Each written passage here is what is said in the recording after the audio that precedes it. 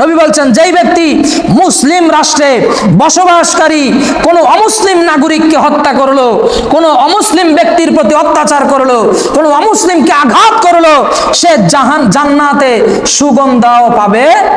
যেই ব্যক্তি কোনো অত্যাচারীকে অত্যাচারী হিসেবে জানে, কোনো মানুষ অত্যাচারীকে অত্যাচারী হিসেবে জানে এবং সে যে অত্যাচারকারী সেটা চিনে, এরপরেও তাকে কি করে, শক্তিশালী করার জন্য তার সহযোগিতা করে, তার সাথে চলে, তাকে সহযোগিতা করে, সেই ব্যক্তি ইসলাম থেকে বের হয়ে গেছে। নাউজুবিল্লাহ বলেন। এখন অত্যাচারী জানার পরেও তার সাথেই বেশি সময় দেয়, আছে না নাই? কি বলেন, আছে না নাই? কোনো অত্যাচারী, কোনো সন্ত্রাসী তার বন্ধু বেশি, মানুষ তার সাথে বেশি মিশে, তার কাছ থেকে সহযোগিতা পাওয়ার জন্য, তাকে শক্তিশালী করার জন্য। অথচ আমার নবী এখন থেকে ১৫০০ বছর আগে বলছেন, অত্যাচারীকে কখনো সহযোগিতা করা যাবে না। যেই ব্যক্তি অত্যাচারীকে সহযোগিতা করলো তার শক্তি বাড়ানোর জন্য, খোদার কসম আমার নবী বলেছেন, সেই ব্যক্তি ইসলাম থেকে বের হয়ে গেছে।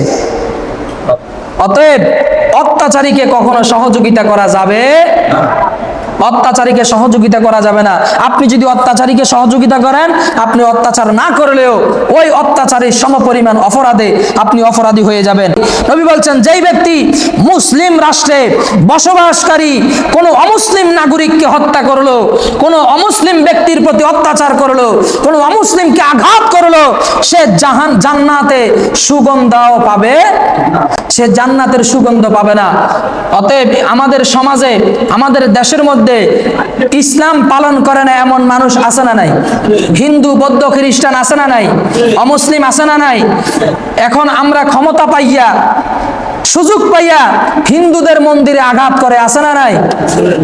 বাংলাদেশের মধ্যে ইসলামী দল দাবি করে, ইসলামী হুকুমত কায়েম করার কথা বলে, আজকে যারা ইসলাম পালন করে না তাদেরকেও আঘাত করে, তাদেরকেও মানে। আরে ইসলাম পালন করে না সেটা তো দূরের কথা, যারা মুসলমান, ইসলাম যাদের দ্বারা এই দেশে এসেছে, যাদের মাধ্যমে আমরা আজকে মুসলমান, তাদেরকেও তারা ছাড়ে না। অমুসলিম তো তাদের কাছে অনেক দূরের কথা। অথচ আমার নবী বলেন, অমুসলিম, মুসলিম রাষ্ট্রে অমুসলিম যারা বসবাস করে, তাদের প্রতি যারা আক্রমণ করে, তাদেরকে যারা আঘাত করে, তাদেরকে যারা হত্যা করে, সে জান্নাতের সুগন্ধ পাবে না। অথচ জান্নাতের সুগন্ধ ৪০ বছর আগে থেকেই পাওয়া যায়। সুবহানাল্লাহ বলেন। জান্নাতে যাওয়ার ৪০ বছর আগে থেকেই জান্নাতের সুঘ্রাণ পায়। যেই ব্যক্তি জান্নাতি হবে তিনি জান্নাতের সুগন্ধ পায়। আমার নবী বলেন, সেই ব্যক্তি জান্নাতের সুগন্ধ পাবে। অতএব আমাদেরকে এই জাতীয় বিশৃঙ্খলা, অত্যাচার, এগুলো থেকে আমাদেরকে বের হয়ে আসতে হবে। নবীজির আরেকটা হাদিস, এগুলো আমাদের বাস্তব জীবনে অত্যন্ত গুরুত্বপূর্ণ বিষয়, ঠিক না ভাই? ঠিক। আরো একটি হাদিস, নবী বলছেন, তোমাদের কেউ যেন তার ভাইয়ের প্রতি হাতিয়ার দিয়ে যেন ইঙ্গিত না করে, অস্ত্র দিয়ে যেন ইঙ্গিত না করে, কারণ শয়তান ওই ব্যক্তির হাত থেকে অস্ত্র বের করতে পারে।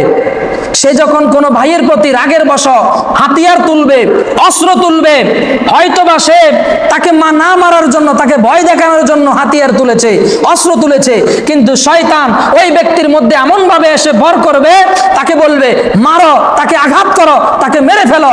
শয়তান তাকে এসে কুমন্ত্রণা দিবে এবং ওই শয়তানের কুমন্ত্রণার বশীভূত হয়ে ওই অস্ত্র দিয়ে ওই বিপরীত ভাইকে আঘাত করে তাকে হত্যা করবে। আর এই হত্যা করার কারণে সেই ব্যক্তি জাহান্নামী হয়ে যাবে। নাউজুবিল্লাহ বলেন। অথচ তার সাথে তার কোনো শত্রুতা নাই, তার সাথে তার কোনো জায়গা জমিন নিয়ে শত্রুতা নাই, ব্যক্তিগতভাবে কোনো শত্রুতা নাই। কোনো একটা দলের সঙ্গী হয়ে, দলকে ভালোবেসে ওই ভাইয়ের প্রতি আঘাত করলো, তাকে হত্যা করলো, তার প্রতি অস্ত্র তুললো। এই যে অস্ত্র তুললো, শয়তান এসে তাকে ধোঁকা দিয়ে তার জান্নাতের পথ নষ্ট করে তাকে জাহান্নামী বানায় দিছে, ঠিক না বেটি? কারণ শয়তান আমাদেরকে চায় সর্বদা জান্নাতি বানাতে, না জাহান্নামী বানাতে। শয়তান কি জান্নাতি বানাতে চায় না জাহান্নামী? জাহান্নামী বানাতে চায়। এখন যাকে যেইভাবে পারা যায় সেইভাবে চেষ্টা করে শয়তান জাহান্নামী বানানোর জন্য। আমাদেরকে চেষ্টা করতে হবে সর্বদা ধৈর্যশীল হওয়া, সর্বদা আমাদেরকে নমনীয় হওয়া। আমরা যদি ধৈর্যশীল না হই, রাগান্বিত হয়ে যাই, একজনের প্রতি আরেকজন ক্ষুব্ধ হয়ে যায়, নিশ্চয়ই আমাদের দুনিয়া ও আখিরাত বরবাদ হয়ে যাবে। হয়তো আমরা এখন বুঝি না, যারা মনে করেন মানুষকে মারলো, পরবর্তী তারা কি বাড়িতে থাকতে পারছে? এলাকায় থাকতে পারছে? কাউ প্রতি আঘাত করে তারা কি এলাকাতে থাকতে পেরেছে? কেন পারে নাই? কারণ সে বুঝতে পেরেছে আমি অন্যায় করেছি। এখন আর এলাকায় থাকা সম্ভব? এই এলাকায় যে আমি থাকতে পারবো না, আমি যে স্বাধীনভাবে নিঃশ্বাস নিতে পারবো না, এটা যদি আমি আগে বুঝতাম অবশ্যই আমি অন্যায় করতাম। আগে তো আমি বুঝি নাই। কেন বুঝি নাই? শয়তান এসে আমাকে ভর করেছে। শয়তান খালি আমাকে ধোঁকা দিচ্ছে, তুমি মারো, তুমি আঘাত করো, তুমি সন্ত্রাসী করো, তুমি বিশৃঙ্খলা করো। এখন শয়তানের কাজ শেষ, শয়তান এখন আমার কাছে আর নাই। এখন মনুষ্যত্ব এসে আমার কাছে ভর করেছে। আমার মনুষ্যত্ব আমাকে বলছে আমি অন্যায় করেছি।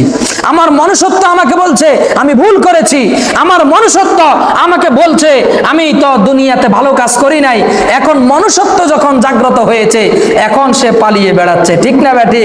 এখন সে মনে মনে চিন্তা করে, হায় রে, আমি যদি অন্যায়টা না করতাম, আমি যদি এই কাজটা না করতাম, অবশ্যই আমি আজকে তোমাদের সবার মতো স্বাধীনভাবে বাঁচতে পারতাম। ঠিক না ভাই? ঠিক।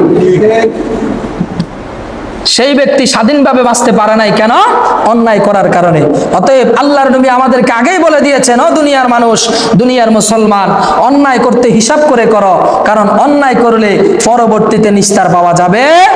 আল্লাহ পাক রব্বুল আলামিন আমাদের সবাইকে সমাজে, দেশে, রাষ্ট্রে, পরিবারে শান্তি শৃঙ্খলা বজায় রেখে, ভাইয়ের সাথে ভাইয়ের মিল মোহাব্বত রেখে, সন্ত্রাসবাদকে পরিহার করে আমরা যেন শান্তি শৃঙ্খলার সমাজ আমরা যেন বিনির্মাণ করতে পারি, শান্তি শৃঙ্খলার রাষ্ট্র যেন আমরা গঠন করতে পারি, আমাদের দ্বারা যেন সমাজ, দেশ, রাষ্ট্র যেন ক্ষতিগ্রস্ত না হয়, আল্লাহ পাক যেন আমাদেরকে সেইভাবে গড়ে ওঠার তৌফিক দান করে, যেন বলেন আমিন। ওয়া মা তৌফিক ইল্লা বিল্লাহ। আসসালামু আলাইকুম।